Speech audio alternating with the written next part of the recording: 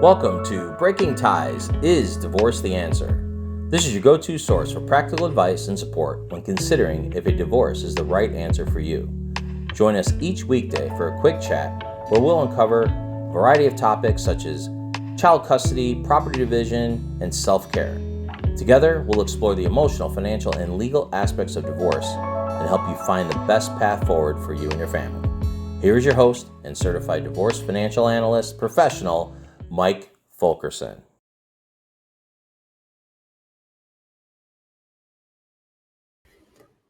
Hi, and welcome back to Breaking Ties, Is Divorce the Answer? I'm your host, Mike Fulkerson, financial advisor and certified divorce financial analyst professional. And today we're diving into a question that frequently pops up after a difficult decision to divorce. And that is, can I appeal a judge's ruling? Now, let's face it, divorce settlements are rarely perfect, and they often involve complex financial considerations, child custody arrangements, if you have kids, and a whole roller coaster of emotions. So it's understandable to want to challenge a judge's decision if you feel it's unfair or inaccurate. But before you jump into the appeals process, there's some pretty critical information we need to understand. And first, appealing a judge's decision isn't a simple retrial. Now, here's the key distinction. Appeals courts focus on legal errors, not whether you like the outcome. And this means you can't simply argue that the judge got it wrong because you disagree. You need to prove a specific legal error occurred during the proceedings. Now, got a couple examples here for you. The judge misinterpreted a relevant law. Crucial evidence was excluded from the case. Or the judge showed bias towards one party. Now, these are just a few of the possibilities, and it's important to consult with a qualified attorney to assess your specific situation. They're going to have the knowledge and know-how to see if an appeal is actually right for you. And we got some other considerations to keep in mind. So even if we have grounds for an appeal, there really are a few things you're going to want to know and understand. And one is time limits. Most states have strict deadlines for filing an appeal. Missing this window can permanently bar you from challenging the ruling. So time is of the essence. Then there's costs. Appeals are expensive. Legal fees and court costs can add up quickly. So you don't want to just appeal for no good reason. And then success rates. Appealing a divorce decree is a challenging process, and it actually does have a low success rate. Courts generally defer to the judge's original decision unless a clear legal error is identified. Now, we got some alternatives to appealing, and we can look at things like negotiation. Sometimes revisiting the settlement agreement with your ex-spouse and their lawyer can lead to a more agreeable outcome. There's also mediation, and mediation involves a neutral third party who can facilitate communication and help you reach a mutually beneficial compromise. Remember, the goal is to find a resolution that, while not perfect, allows you and your ex-partner to move forward with as much peace and respect as possible. Now, navigating the legal complexities of divorce and the legalities can really be overwhelming. So I'm going to just make sure you should really consult with an experienced divorce attorney. It's really the best way to understand your rights, explore your options, and make informed decisions about appealing the judge's ruling or pursuing alternative solutions. You want to look for a lawyer specializing in family law who really has a proven track record in handling complex divorce cases. So while appealing a judge's decision might seem like the only option, it's really critical to weigh the costs, success rate, and potential alternatives. Speaking with an attorney is going to help you do all that. I want to thank you for joining me on this episode of Breaking Ties, Is Divorce the Answer? If you have any questions on today's topic or other financial planning issues, let me know. Divorce is not the end of your story. It is the start of your next great chapter. All the best.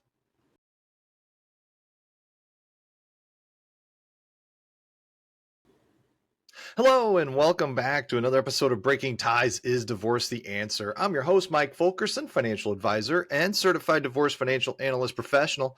And today's topic is really close to the heart, and that's really how to check in with your child when considering a divorce. So, as we know, divorce really is a complex and emotional experience, and even possibly more so for children. I mean, often parents get caught up in the legalities and the logistics, and sometimes you might neglect the most important people, and that's your kids. Now, how can we have open and honest conversations with your child during this tough time? Well, here's some key strategies that I've come up with to go over with you here today. And we're going to want to start with kind of like tailoring our approach for their age. I mean, with younger kids, let's say maybe between 5 and 10, you got to keep it simple and honest. You can say something like, mommy and daddy are having a hard time getting along, and we're thinking about living separately. This doesn't mean we love you any less. So you want to keep it in a manner in which the kids can actually kind of digest the information. Now, tweens, on the other hand, you might get more questions and there might be more anxiety involved. So got to be prepared to address, say, concerns about custody, finances, living situations, whatever they throw at you. And then we also want to allow them to really express their feelings freely. We got to keep that safe space so that they continue the conversations. Now, teenagers, well, they might withdraw, they might get angry.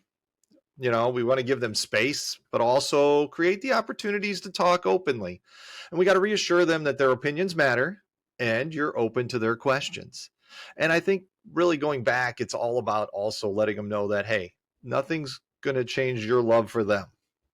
Now, when we focus on open communication, we want to create that safe space that I mentioned. Let your child know that they can talk to you about anything without judgment. And you have to keep the judgment in check as well to make sure that this works. Now, you also got to have active listening in there. Pay a close attention to the words and emotions that they're using. Validate their feelings, even if you don't agree with them.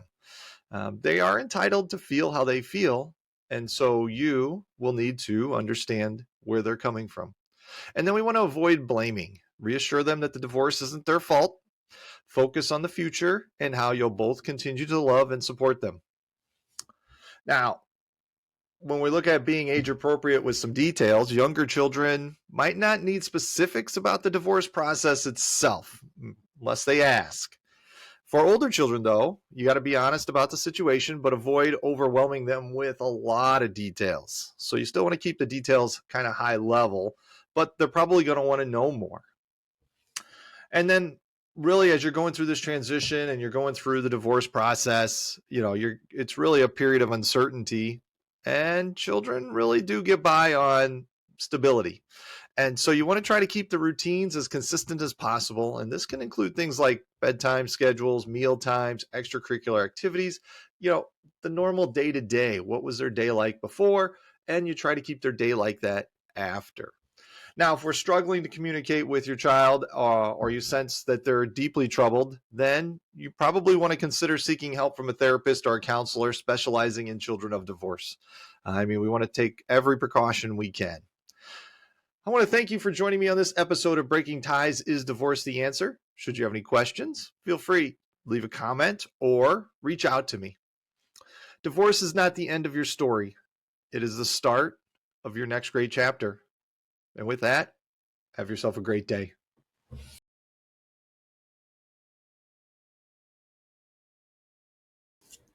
Hello, and welcome back to Breaking Ties, Is Divorce the Answer? I'm your host, Mike Fulkerson, financial advisor and certified divorce financial analyst professional. And today we're going to tackle a common question regarding dividing retirement accounts during divorce.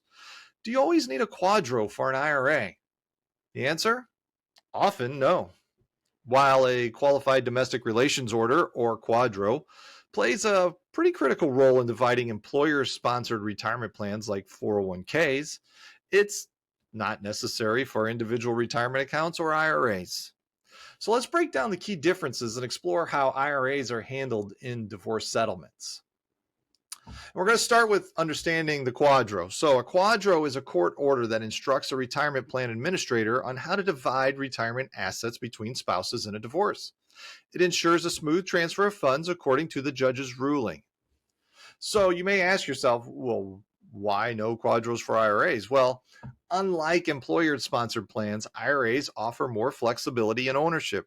You, as the account holder, have direct control over the funds. This eliminates the need for a court order to instruct the custodian, which would be like a bank or financial institution holding the IRA, on how to distribute the assets. Now, if we need to divide an IRA, there are two main ways we can get this accomplished. One is a direct transfer. With your ex-spouse's written consent, you can simply transfer a portion of the IRA funds directly to a new IRA opened in their name. And this allows for a tax-free transfer as long as certain IRS regulations are met. And it's usually not hard to meet those regulations. Or the other way would be just a cash distribution. So you can withdraw the designated amount from your IRA and then pay your ex-spouse their share.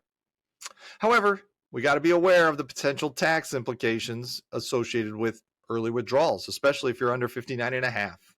And there's also income tax that'll have to be paid on the IRA distribution as well. So you'll need to figure that out so you're not caught off guard at tax time. Now, while a Quadro isn't required for IRAs, there are still some things to keep in mind. When we look at our divorce decree, it should really clearly outline the specific amount to be transferred or distributed from your IRA to your ex-spouse. And then we're going to want to consult with a tax advisor to understand the potential tax consequences of different distribution methods. Like I mentioned before above, there could be some income tax that comes out if you're taking a cash distribution. And then legal guidance. Although a Quadro isn't involved, an attorney can ensure your divorce agreement accurately reflects how the IRA will be divided and help you navigate the process smoothly. So we got to take also a look at alternatives to IRA division. In some cases, dividing an IRA might not be the best solution. So let's look at some alternatives. Spousal maintenance. So instead of splitting the IRA, you might agree to pay spousal maintenance or alimony, spousal support, funded by other assets or income. Maybe there's just a buyout. If one spouse wants to keep the IRA intact, they can agree to buy the other spouse's share by offering them compensation from other marital assets. So understanding the distinction between Quadros and IRAs can simplify the process of dividing retirement savings during your divorce. Remember, consulting with a qualified divorce attorney and tax advisor could be important to ensure your IRA is handled correctly and minimize any potential tax burdens. Thank you for joining me on this episode of Breaking Ties, Is Divorce the Answer? If you got any questions, reach out to me. Divorce is not the end of your story. It is the start of your next great chapter. Until next time, take care.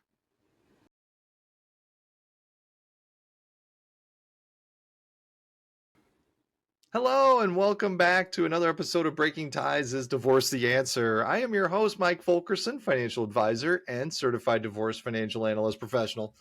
And today we're going to dive into a term you might have come across during your divorce research, and that is a pro se divorce. Simply put, a pro se divorce is when you represent yourself in court throughout the divorce proceedings. There's no lawyer involved. You handle all the paperwork, filings, and court appearances on your own. So it sounds kind of appealing. The main attraction of a pro se divorce is really cost. Attorney fees can be significantly expensive during a divorce, and representing yourself seems like a way to save money. However, before you jump into the world of representing yourself, there are some pretty critical things to consider. And one is the challenges of going solo. Divorces and divorce law can be very complex. Might be some intricate procedures and legalities. Representing yourself requires a deep understanding of these nuances. Mistakes made during the process can have serious consequences, impacting your financial security, child custody arrangements, and even the final divorce decree. So here's some hurdles you might actually face. And one is understanding legal requirements. Each state has their own specific rules and regulations for divorce filings, deadlines, court procedures. So navigating these without legal expertise might be a bit overwhelming. Gathering evidence and documentation. Financial records, property valuations, and custody agreements all require meticulous documentation. Knowing what evidence is important and how to present it effectively could be a challenge for you. And then there's representing yourself in court. Courtroom etiquette, legal arguments, and presenting your case before a judge require specific skills and confidence. Many people find the courtroom environment intimidating. Now, who is a pro se divorce right for? While representing yourself might seem daunting, there are situations where it could be an option. One is an uncontested divorce. If you and your spouse agree on all aspects of the divorce, including asset division, child custody if you have kids, and spousal maintenance, then a pro se divorce might be feasible. Really the complexity of the divorce generally increases with more assets and children involved. So if your situation is relatively straightforward, pro se might be an option for you. Now, there are some alternatives. Even if you're financially constrained, you might look at a limited scope representation. So an attorney can assist with specific tasks like drafting key documents or representing you in court for certain hearings. There's also mediation. A neutral third party can facilitate communication and help you and your spouse reach a fair settlement outside of court. Now, there's a lot of importance to seeking guidance. Even if you're considering a pro se divorce, consulting with a lawyer at the beginning is probably a wise decision. An attorney can explain the legal landscape, advise you on potential risks and benefits of representing yourself, and point you towards resources that can help you navigate the process. Remember, a pro se divorce can be a risky proposition, potentially costing you more in the long run due to errors and missed opportunities. So before deciding going alone, weigh the financial savings against the potential consequences. Speaking with an attorney can help you make an informed decision about, really the best course of action for your specific situation. I want to thank you for joining me on this episode of Is Divorce the Answer? Should you have any questions, feel free to reach out to me, call, email, or hey, leave a comment. I'm always happy to help. Now, divorce is not the end of your story. It is the start of your next great chapter. And with that, all the best.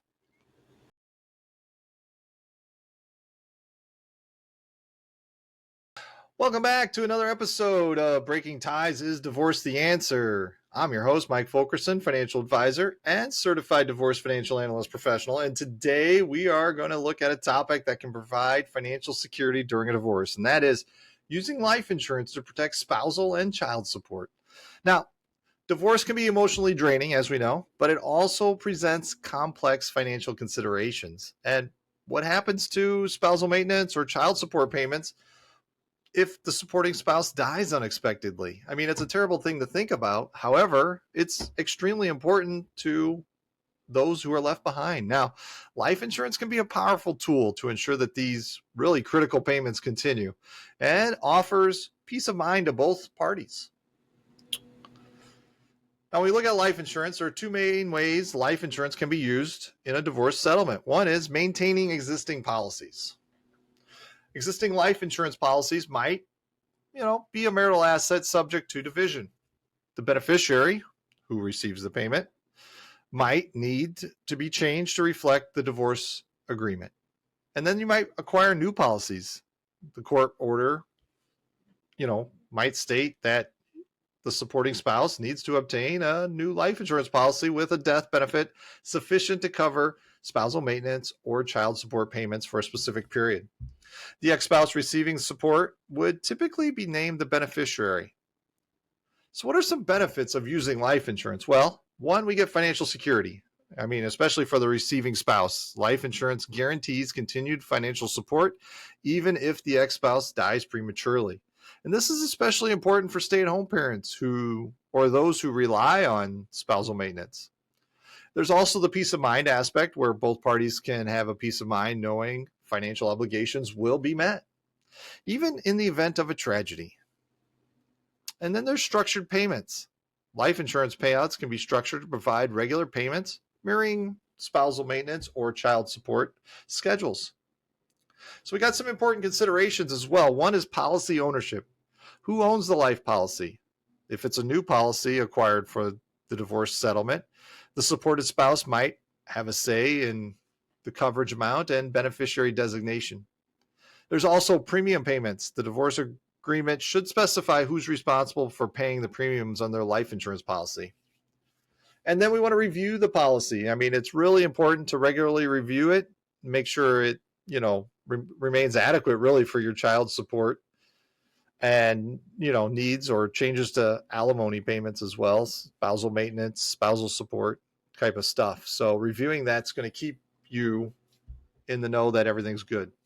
Now, we got some alternatives to life insurance, so when, while it is a powerful tool, it's not the only option. We can look at things like trust funds.